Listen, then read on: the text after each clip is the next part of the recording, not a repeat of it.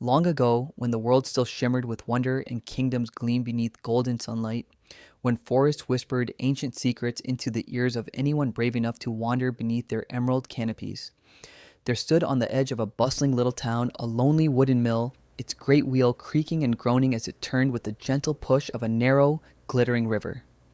And within this humble place lived a miller who possessed almost nothing in the way of riches, yet treasured with unfathomable love the one thing money could never buy.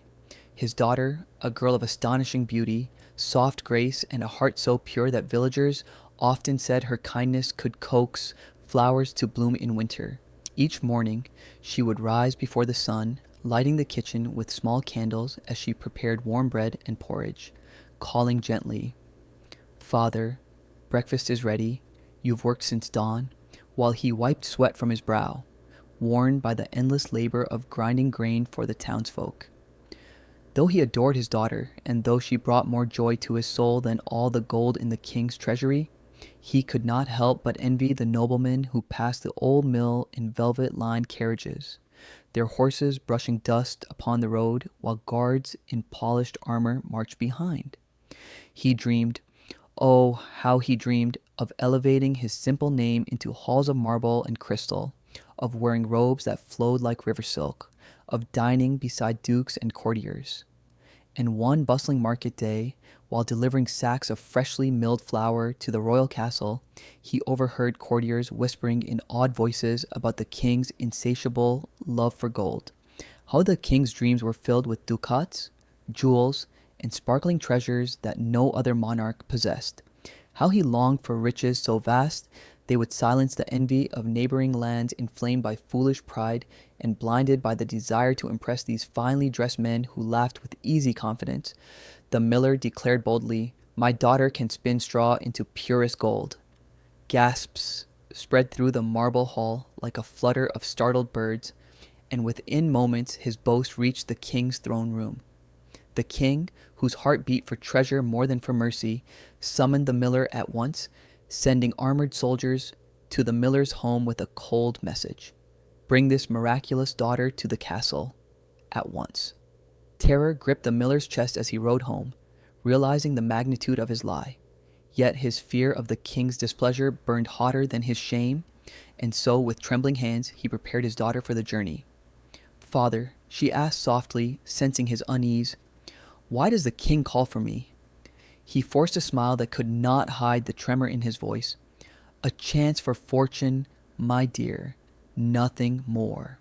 That evening, beneath a twilight sky brushed with lavender and silver clouds, father and daughter walked through the towering gates of the castle, their footsteps echoing against stone polished by centuries of royal procession. The king greeted the girl with eyes that glittered like cut diamonds, leading her not to a banquet hall or a chamber of comfort, but into a vast, cold room whose stone walls were draped in heavy tapestries depicting battles won and nations conquered.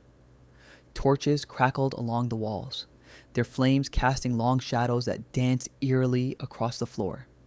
And there, beside a towering mountain of dry straw that reached nearly to the vaulted ceiling, sat a great wooden spinning wheel gleaming in the flickering firelight. "If you are as talented as your father claims," the king said with a greedy smile, "you shall spend the night in this chamber and spin every stalk of straw into gold. Should you succeed, I will reward you beyond imagination. Should you fail, your life will pay the price." With that cold decree, he swept out of the room, locking the heavy iron door behind him. The miller's daughter collapsed upon a heap of straw, sobbing softly as despair settled over her like a shroud. She had spun wool, yes, but never anything beyond common threads, and certainly not gold. No mortal ever had hours dragged by like years, the moon rising high over the castle's towers as shadows deepened in the chamber. And then, at the stroke of midnight, a faint creak echoed through the room. Startled, she lifted her tear-stained face to see a small, peculiar figure emerge from the shadows. A man no taller than her waist, with a pointed nose, sharp eyes, wild straw-colored hair, and clothes patched with an assortment of mismatched fabrics. "Who's there?" she whispered. The little man bowed with theatrical flourish. "Why such sorrow, fair maiden?" His voice was light, almost musical, yet carried an unsettling undertone. She confessed her plight between trembling breaths. "The king has ordered me to spin this straw into gold by morning, or he will have me killed." The little man's eyes gleamed mischievously. "Impossible for you, perhaps," he said, "but not for me. What will you give me if I complete this task for you?" Desperate and terrified, she handed him the only valuable thing she possessed, her delicate necklace. The little man accepted with a grin, sat at the wheel, and began to spin. A soft humming filled the air as the wheel turned. Straw fed into the spindle like ribbons of sunlight being pulled through the air, and as the wheel spun faster, faster, faster, shimmering threads of pure gold emerged, glowing like molten sunlight. All night long he worked, transforming every stalk into coils of gleaming treasure. When the first pale beams of dawn seeped into the room, he vanished as mysteriously as he had come. Moments later, the king entered, eyes widening with unrestrained greed as he beheld the mountains of gold. Yet, rather than freeing the girl, he led her to an even larger chamber overflowing with straw. "Do it again," he commanded. That night, when despair threatened to suffocate her once more, the strange little man returned. "What will you give me this time?" he asked. With trembling fingers, she removed the ring her mother had given her, the last memory she possessed of gentle maternal love. Again, he spun straw into gold, filling the room with radiant coils that dazzled the eye. On the third night, the king brought her into the largest chamber yet, filled from floor to rafters with straw. "If you succeed once more," he promised, "you shall become my queen." When the little man arrived again at midnight, she wept bitterly. "I have nothing left to give." His smile grew sharp as a blade. "Then promise me your firstborn child once you are queen." Horror clutched her heart, but faced with certain death, she whispered, "If it must be so, I promise." Satisfied, the little man completed the task. By dawn, the chamber blazed with wealth beyond comprehension. True to his word, the king married her, and she became queen. Life in the palace was gilded but hollow. Though she wore a crown, her husband loved gold far more than he loved her. Yet with time, she found moments of peace, moments of quiet joy. And when at last she gave birth to a child, her heart overflowed with happiness. She had nearly forgotten the little man and her terrible bargain, the memory buried beneath months of preparation for motherhood. But one night, as she rocked her newborn in the soft glow of lantern light, a shadow fell across the nursery door, and from the darkness stepped the little man. "Now, my queen," he said softly, "I have come for what is mine." She fell to her knees. "No, please, take all the gold you desire, but not my child." He shook his head. "A bargain is a bargain. I do not crave gold. I crave what was freely promised." She begged, weeping, until finally he gave her one chance. "I will return for 3 nights. If you can discover my name before the 3rd night ends, you may keep your child." The queen summoned messengers across the kingdom to collect every name ever spoken. The first night, she recited hundreds: Caspar, Milor, Balthazar, Matthias, Andre, but he only laughed.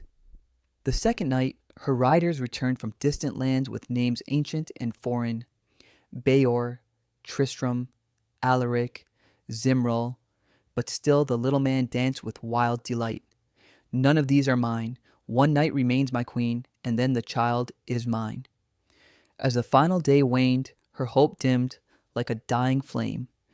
But just as the sun dipped below the horizon, a dust-covered messenger burst into the room, breathless. "My queen, I ventured deep into the forest where no path leads. There I found a fire glowing in the darkness, and around it danced a strange little man singing a peculiar song. Today I bake, tomorrow I brew, the next I'll have the young queen's child. Oh, how glad I am that no one knew that Rumpelstiltskin is my name." Hope soared through her heart. She thanked the messenger with trembling gratitude and waited through the night, holding her child tightly. At midnight, the little man appeared, smiling with wicked anticipation. "Well, my queen, do you know my name?" She pretended uncertainty. "Is it Conrad?" "No." Nicholas? No. Then she met his eyes with quiet triumph. Perhaps your name is Rumpelstiltskin. His face twisted with fury, his voice rising into a shriek. The devil told you that! The devil told you that!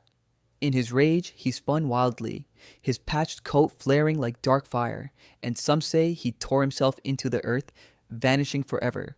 Others say he leapt into the air and disappeared with the smoke of the torches.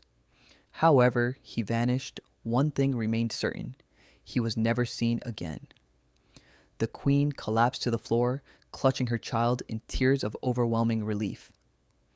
Word of the encounter spread through the kingdom, teaching all who heard it the dangers of pride and rash promises, and the miller, humbled by the consequences of his careless boast, lived the rest of his life quietly, never again speaking of gifts he did not possess. And though the kingdom remained rich beyond measure, its vaults filled with treasures spun from nights of fear and desperation, no gold gleamed brighter than the love of a mother who had triumphed over terror, reclaimed her child, and discovered that in the end, the most powerful magic lies not in gold or glittering treasures, but in hope, courage, and the unwavering strength of a loving heart.